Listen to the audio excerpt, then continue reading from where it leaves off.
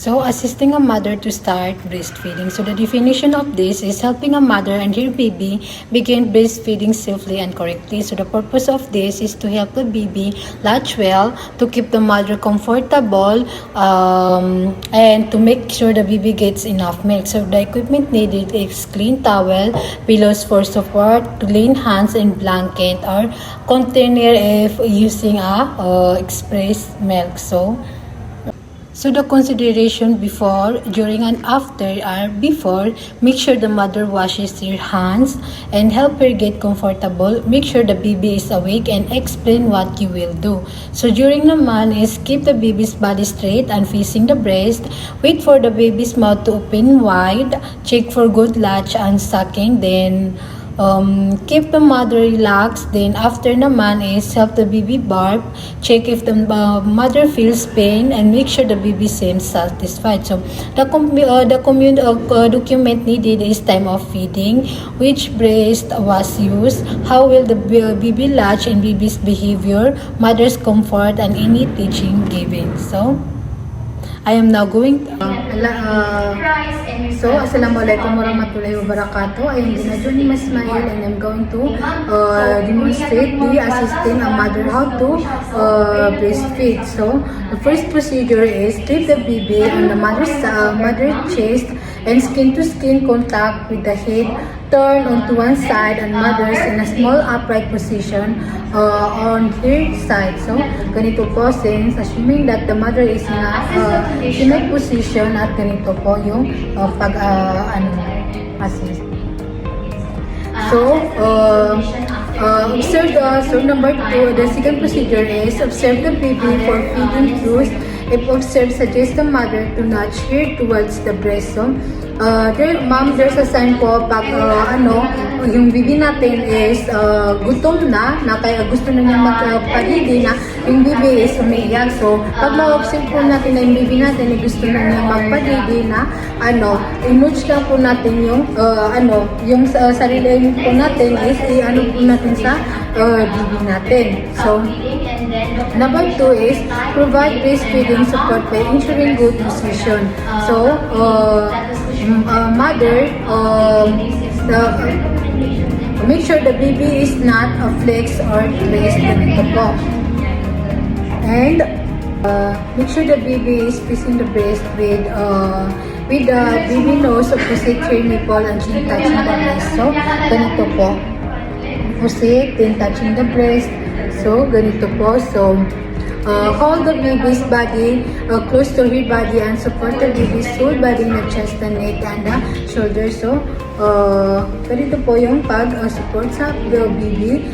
So, the next step po is wait until the baby's mouth is open wide. So, wait po natin na yung baby po ng yung mouth po ng baby is mag-open and move the baby into her breast, aiming the lower lip below the nipple. So, ganito po.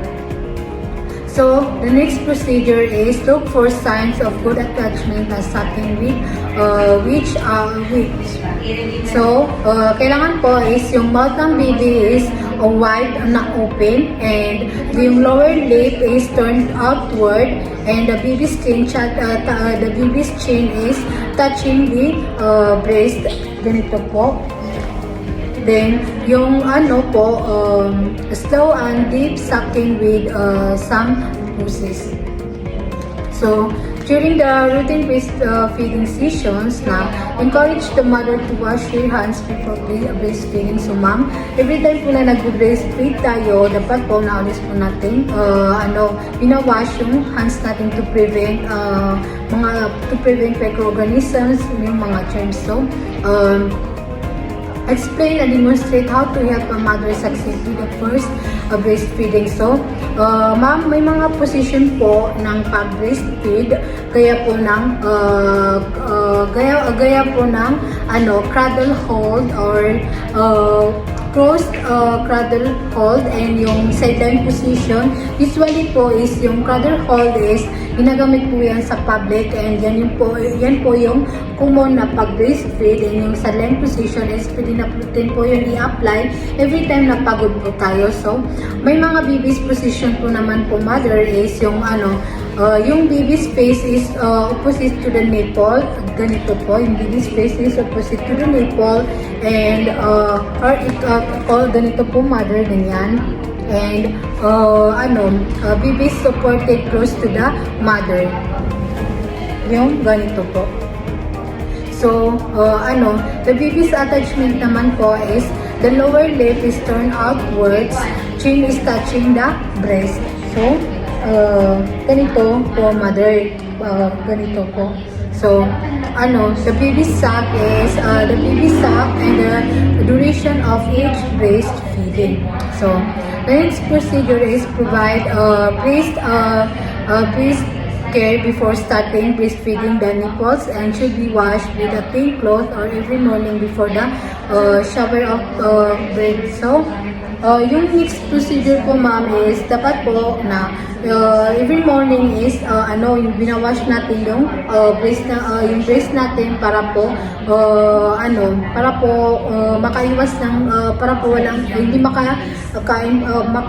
masak po ng baby natin is yung germs. So kaya is dapat po talaga na binawash natin every morning yung breast natin before natin ipabis si mother. So the next po is help the mother into a relaxed and comfortable position. So, mother, are you comfortable with your position po ngayon? So, yes daw po, comfortable si mother. And then, keep the baby to the mother and to hold and cover them together. So, mother, I am now going to give the mother.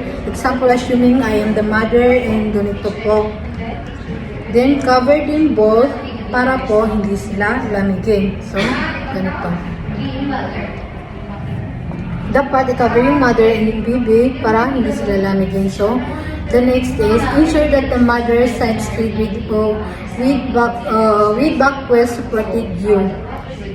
Can you okay, ma'am, mother, kailangan po na every time na nag-breastfeed tayo is kailangan po na si straight and ganito po, may pillow po sa likod and the feet can be placed to place the lap area. So, number 11 is make sure the baby's head and body are in a straight line and fully supported, facing the breast with his nose opposite the nipple. So, ganito po, opposite the nipple, and if the baby is too low, put a pillow or folded blanket under him to raise him to the level of the breast. So, ganito po. So, show the mother, so the next po is show the mother how to hold her breast in a C hold. So, mother, ganito po yung pag-hold po ng C. Kailangan po na yung thumb natin is on top and the fingers below the breast. Yung ganito po. Then, with fingers away from the areola. Yung is ganito po yung C hold ng baby or ganito po. Then, number 13 is instruct the mother to touch the baby's legs gently, the nipple, and wait for the mouth to open wide before moving the babies onto the breast. So, mother, every time po na papalitin natin si mother is kailangan po na